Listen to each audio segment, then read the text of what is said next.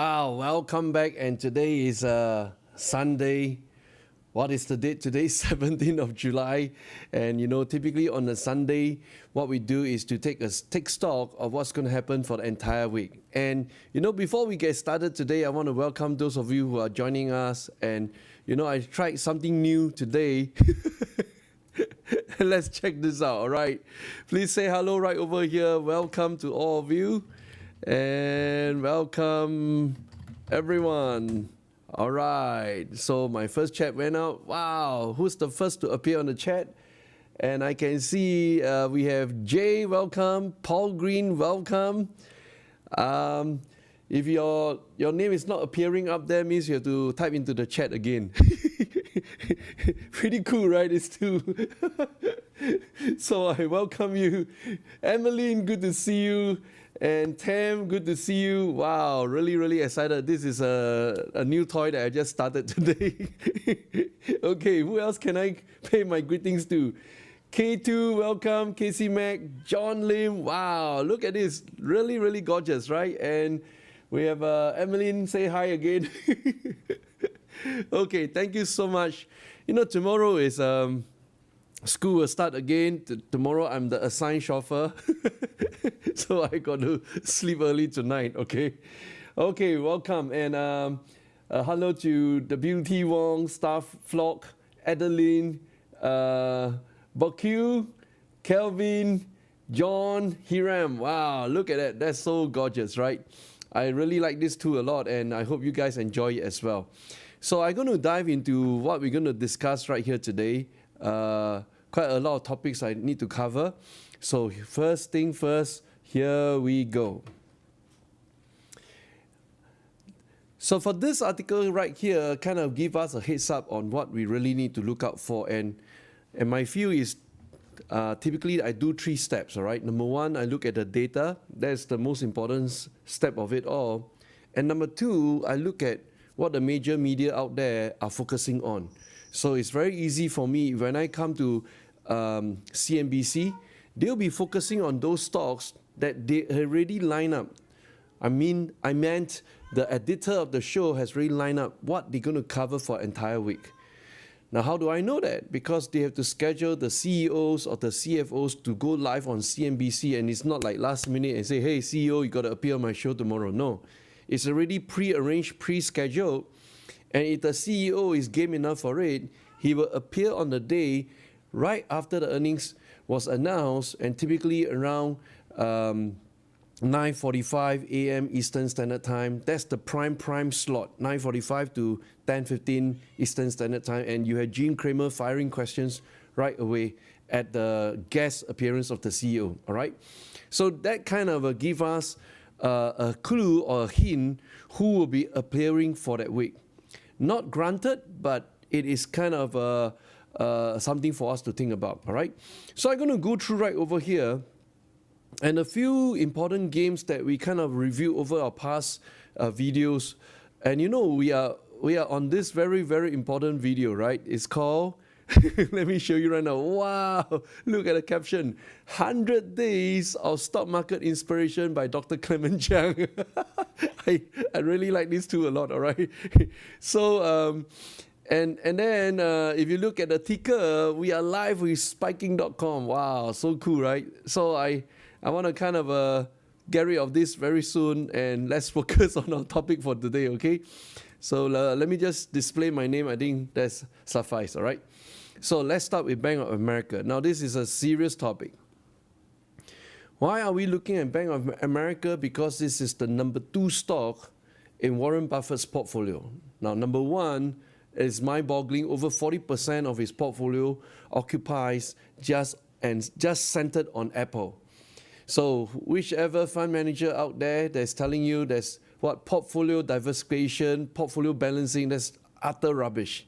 You look from old man, you know there are concentrated bets on very, very key players that will lift up the entire portfolio according to the theme or the season of the market.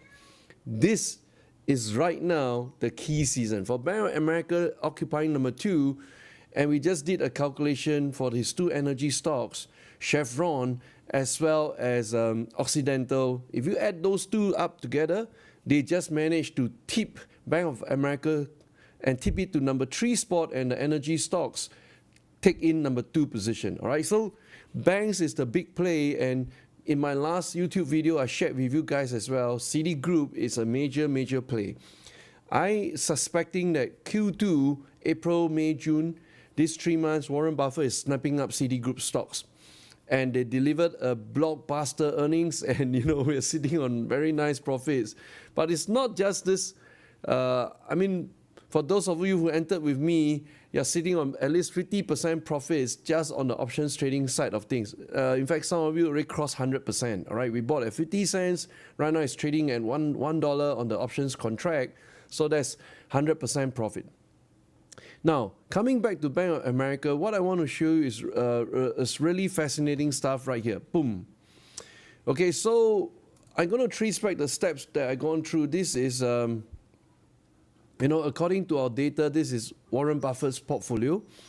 And right over here, we are looking at Bank of America standing at number 2 position, all right? So we are very fascinated by this.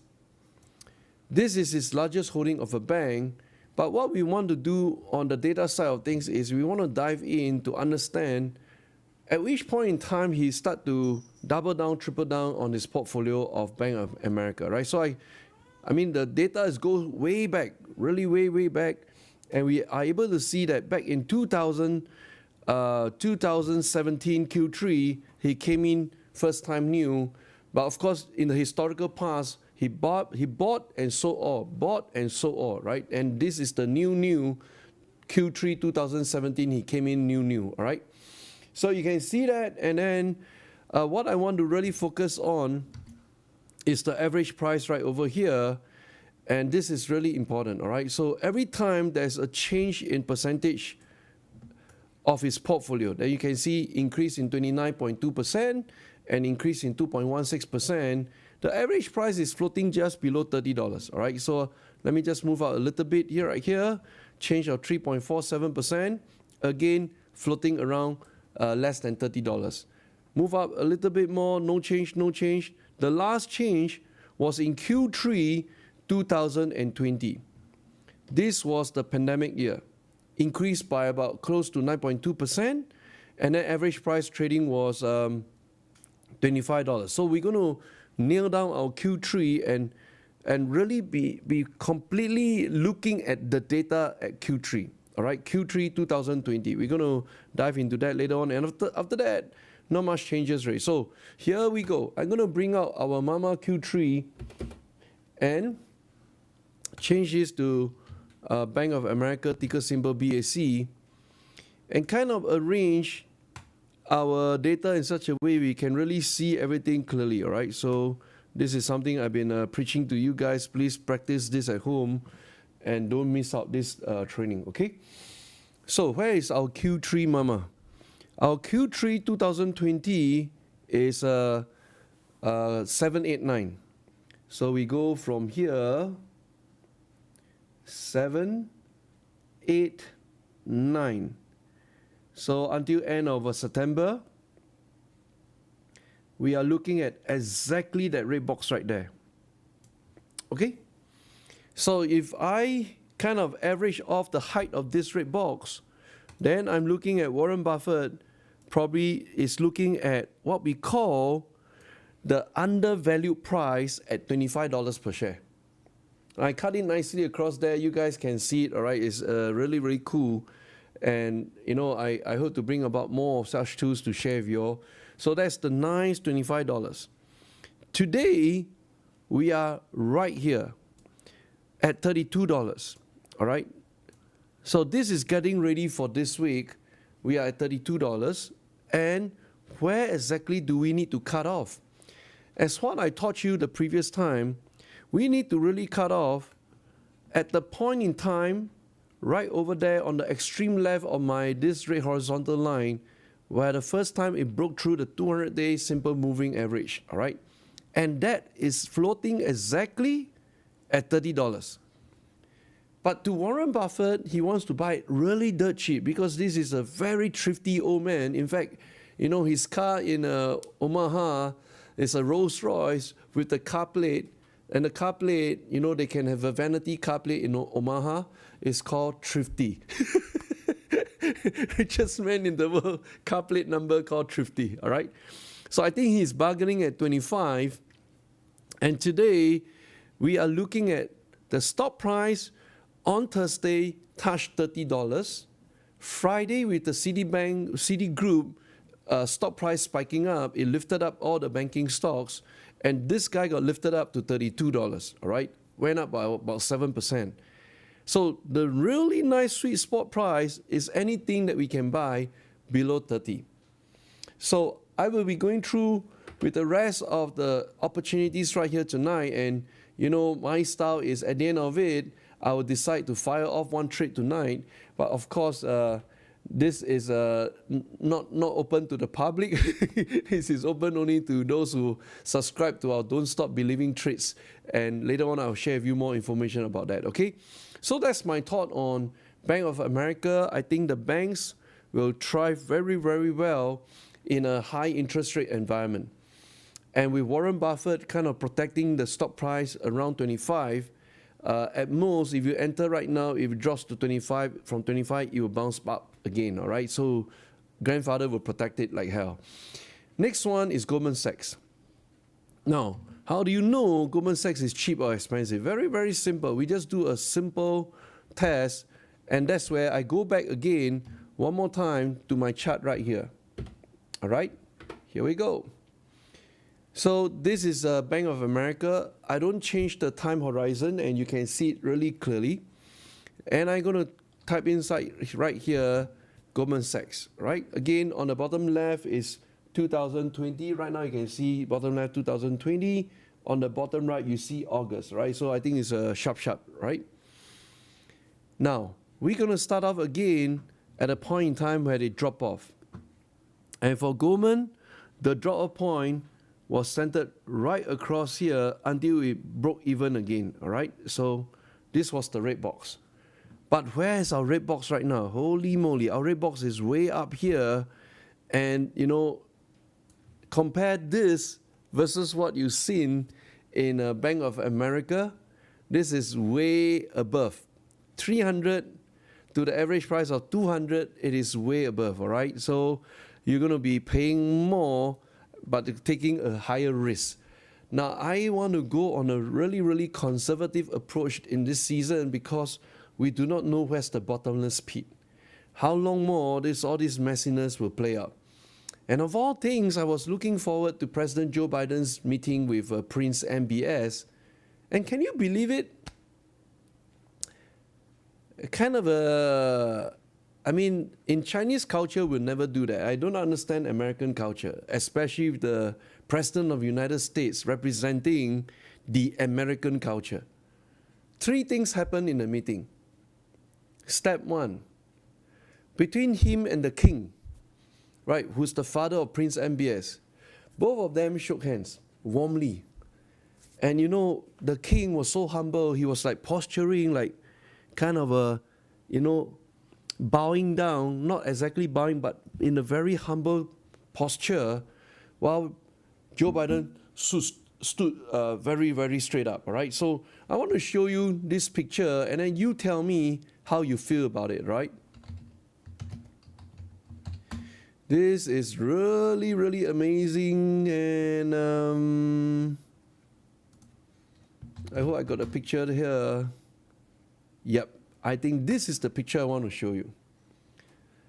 Holy moly. I want you to see this, and I want you to compare this and another one, all right? So we got 2 really classic pictures to show you. Hang on a minute. Let me just really arrange it nicely and then shock everyone at the same time, all right? So let me just beautify my page. Really, we got to shock you with this, how absurd this thing has become, all right? Okay, I think I nailed it already. Here we go. This is a picture of President of the United States shaking the hands of the most important person on earth today who owns the largest reservoir of oil, that is king of Saudi Arabia. If you look at this picture, right, what is the problem? I mean, in body language, this guy is intentionally straightening his back so that it's almost like, 180 degrees straight up. Whereas the king kind of is arcing, there's an arc behind his back. And most importantly, the telltale signs is, the king went forward and, both hands were shaking with the president, all right? So you've seen this posture. You remember this posture. Now I'm going to show you how the president of the United States shake the hands of the next upcoming king. He's the heir to the king. Now once the king passes on, Prince MBS shall be the king. We all know that, all right? It's already stated. He controls all the power. Ready? 3, 2, 1. This is a joke.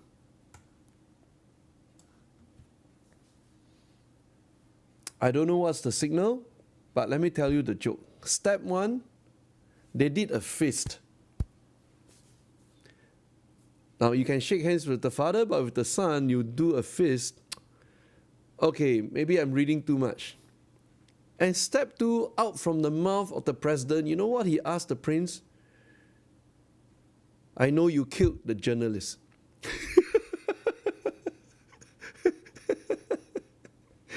The opening liner, I know you killed the journalist. How's that for building relationship? All right. And the prince didn't respond to him. He went on to step 3. The foreign minister responded to that statement. He said this: there were mistakes made in the past, including the invasion of Iraq. You want to talk about my journalists here in my country? Let's talk about your invasion of Iraq, which was not justified. And there are many, many invasions by the American soldiers which were not justified. So who wants to take a moral high ground? And the approach is, all due respect to Saudi Arabia, they handle it really beautifully. I kind of see another side of the Middle Eastern people. Wow, that's finesse. That is finesse in handling the relationship, and not the president. I know you killed the journalist. How many of you can feel what I feel? All right, so let's take a look at the chart right now, and I want to get your feedback. How many of you can feel what I feel? Okay, so put in your comments right now. How do you feel about this posturing from the king to the prince, and how do you think the president of the United States has handled it so far? I'd like to hear your comments. Please type in something in the chat box. I know you're still awake.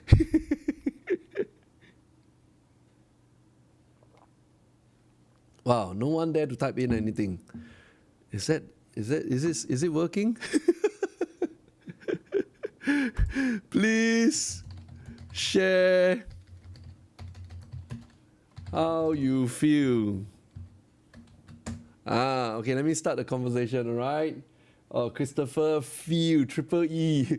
Hira, I can agree with you. John, I can feel what you feel, teacher. Biden is arrogant by Yen. Casey Mac, feel. Feelings, all right? So, exactly what I shared last week. There's no carrot, there's no stick. I don't even understand what's the purpose of this visit other than feast, F-I-S-T, with the prince, and to put on him, he killed a journalist. Whereas there are much, much more atrocities, created by the US government. All right, so I do not know how to balance that. It's kind of a very, very weird.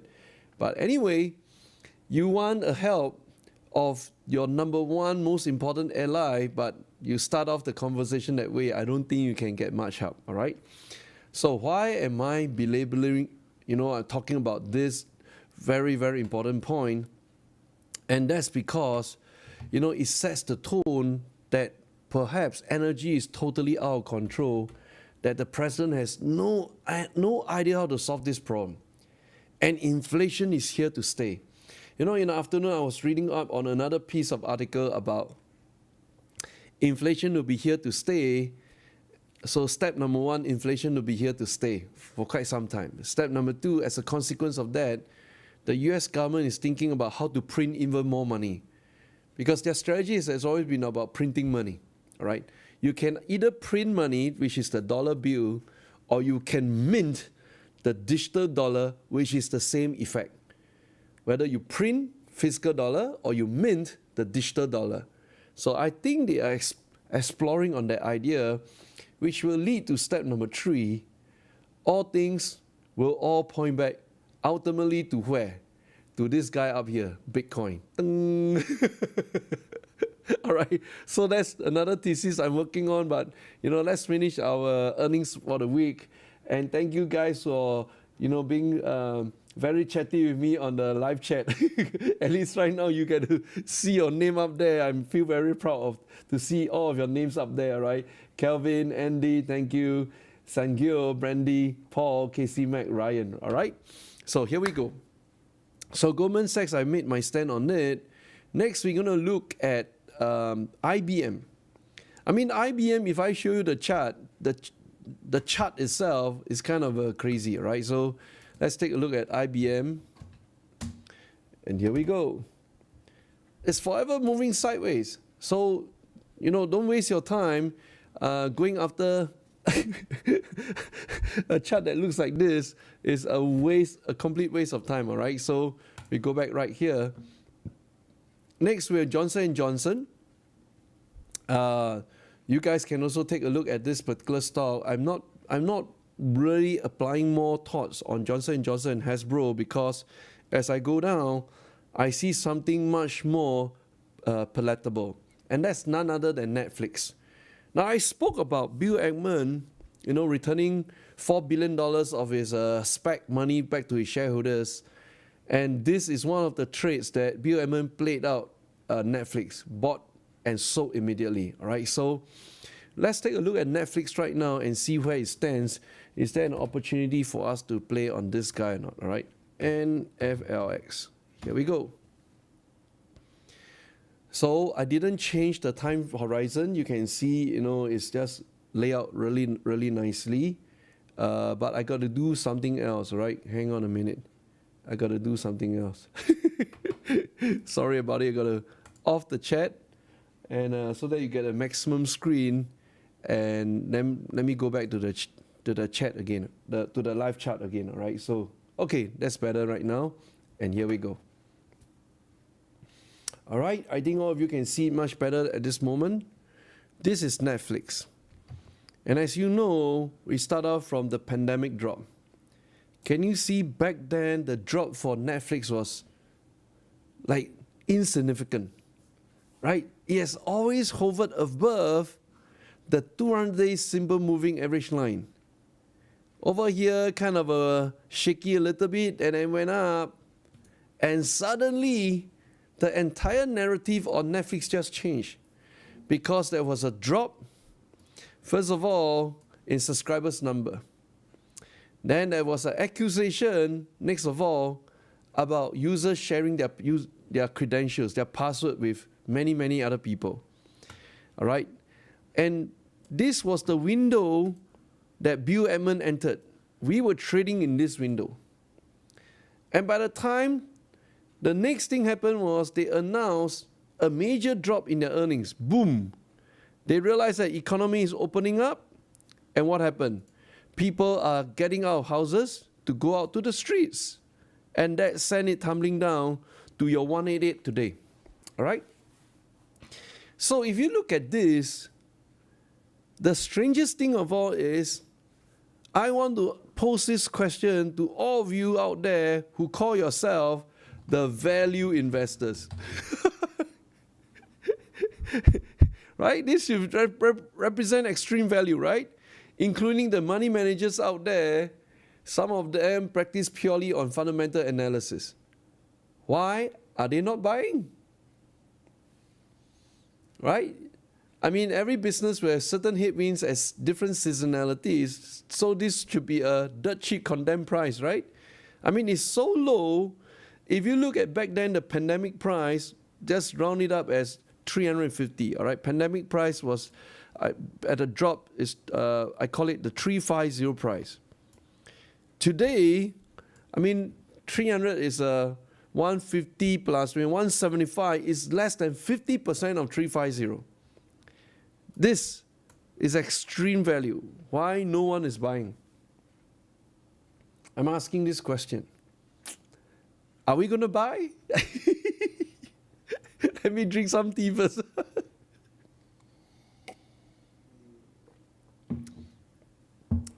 I'll make the decision tonight. Tonight I'll be firing off one trade. All right, so I looking at it with much more, with very much curious eyes to think about this very simple question.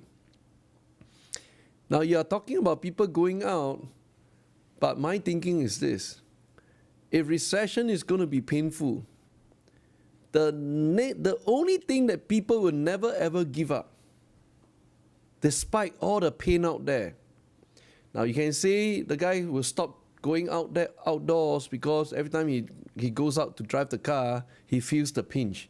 Pumping gas at $4 gallon or $5 per gallon, he feels the pinch, all right? So he will probably drop the number of trips out there. But one thing the guy will never ever give up, if you study one very important metric, and let's have a good laugh about this metric, all right?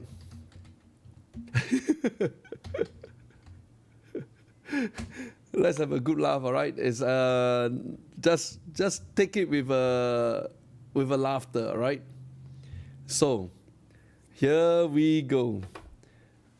The one thing that we should study is the obesity rate in United States of America. Let me read out to you what is the number today. The US obesity prevalence was 41.9% in 2017 to March 2020, 41.9%. From 1999 to 2000 through 2017 to March 2020, US obesity prevalence is increased from 30% to 41.9%.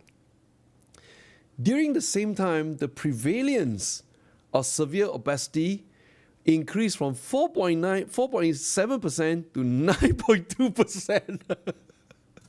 Now, let me tell you why I'm laughing, all right? Because what I'm really thinking about when I look at this crazy obesity rate, right?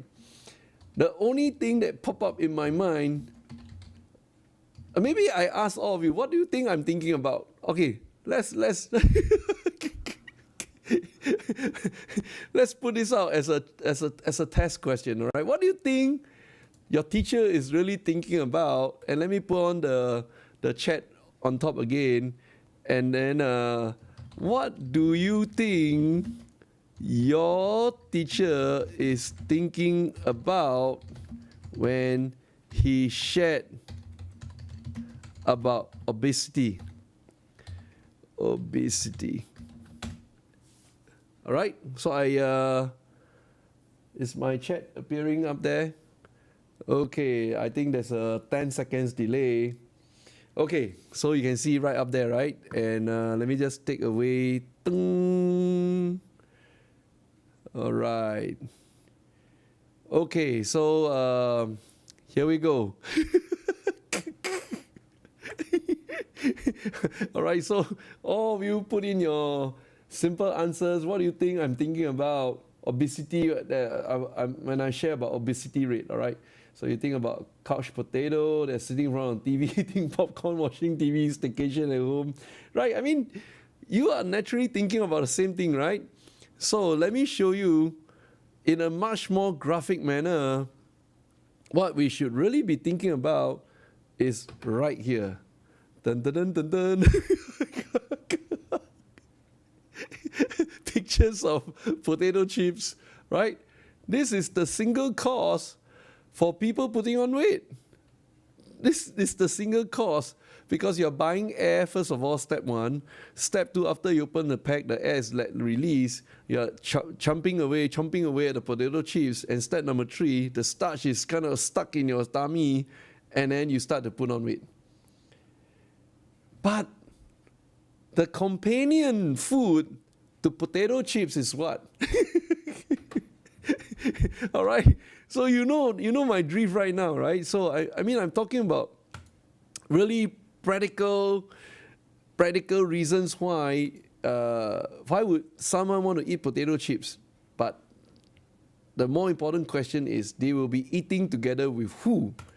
And the who, I believe, is found right here. So in times of a recession, my suspect is Netflix has to go up, because more and more people will cut down their expenses. They will, probably cut down their travel, their holidays, but they cannot give up on potato chips, because obesity rate is already proven is on the high. And that data is going to support my thesis on Netflix, because it doesn't taste good when you eat potato chips if you're not watching a Netflix.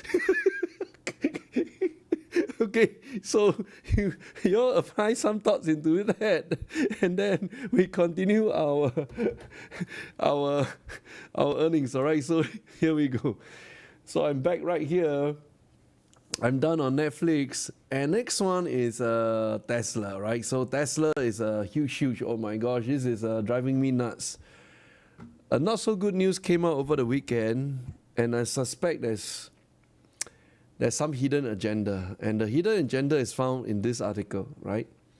Elon Musk asked court to reject Twitter's request for speedy trial, and he wanted very much to move it to next year. All right, and that is found right over here. Musk's team says the trial should wait until next year. So he is buying time. First of all, nothing wrong with Musk trying to buy time, but it resonates with my thinking. And I spoke about it in one of the videos, one of the YouTube videos. So that's why I want to encourage you guys. You got to watch all my 100 days of stock market inspiration videos. One of the video I shared about the fact that the secret sauce to Tesla is Giga Shanghai. Shanghai has to go all out. And at this moment, as I'm speaking, they are closing down for about 2 weeks to expand the facility, because he knows one very important secret that the competitors cannot accept. And only him, Elon Musk, can accept. And that is, it is so much better, much more productive to hire Chinese workers from China. They will give you their life. And you can't get that from any other workers in the world. Don't think about in the US, don't think about in the Germany. They're all getting the union, trying to fight for work-life balance and all that kind. No, not in China. He needs Giga Shanghai. And I suspect he needs Giga Shanghai to deliver the real profits for Tesla while he fight this battle with Twitter. So if the court or the judge decides that next month I mean, they have appointed a new judge. It's a lady. And this lady judge is really famous for awarding or for compelling the buyer to buy up the acquisition. She has a track record for that. And she has been appointed a judge of the Tesla Twitter case, all right? So the odds are really bad right now for Tesla. There are more shutdowns in China at this moment. I know Kelvin is Beihai also shut down already. All right. So I think there are more cities shutting down. So if Giga Shanghai cannot ramp up, the stock price will just keep going down. By the time, he will have lost the mandate, the financial mandate to sell off even more Tesla shares to own Twitter, because it's not cheap. $44 billion. So this is the problem that he has at this moment. He needs to buy time, okay? So I shall not belabor this point. You all give it some thoughts about it, and then we continue the rest of the challenges. All right. We have United Airlines. We also have American Airlines. These two are announcing earnings after Delta Airlines. All right. Delta Airlines did not that good for the stock price. I mean, I was looking at the stock price for DAL. So let's take a look at DAL right here. You see, after the earnings, it's terrible. It flows at 30 because there's uncertainty about crude oil prices. There's uncertainty about recession. There's uncertainty about inflation. So they will probably perform this way for United Airlines and American Airlines, all right? And then we go up, down, Mattel, not really applying my mind on it. Snap, I'm not applying my mind on it as well, all right? So I kind of gone through all this so that we are really prepared for this week. But there are much more than this, all right? I got a very limited time with you guys. But here we go. I will be firing off one trade tonight, all right? And if you guys are interested in which is this particular trade that teacher is talking about, then I want to bring this out, all right? You can join me at Don't Stop Believing Trades by visiting the domain name spi.ke/help, all right? I encourage you to go and visit this very interesting website address, SPI. Just type SPI, don't have to put www in front, right? spi.ke/help. It will trigger a WhatsApp, send us the WhatsApp, and then we'll give you more information about Don't Stop Believing Trades. Once you are sign up early, by the way, there are two advantages of signing up early today. Number one, our offer will be our launch offer will be over very, very soon already. All right, that's number one. Number two, if you sign up early, I'll be firing off the trades. Then you can capture today's trade notification, or else you miss. And we only deliver after you subscribe. All right, so just take it as that. So I hope you guys have a great roundup of this week, what we need to focus on. There are much, much more. Please make sure you are subscribing to our YouTube and especially clicking on the notification bell, right? Every time we go live, boom, you'll be alerted. And that's how we want to give you the very, very best. Thank you so much, everyone, for joining us right here tonight. And with that, I wish you well for the upcoming week. Thank you, and God bless. Goodbye, everybody.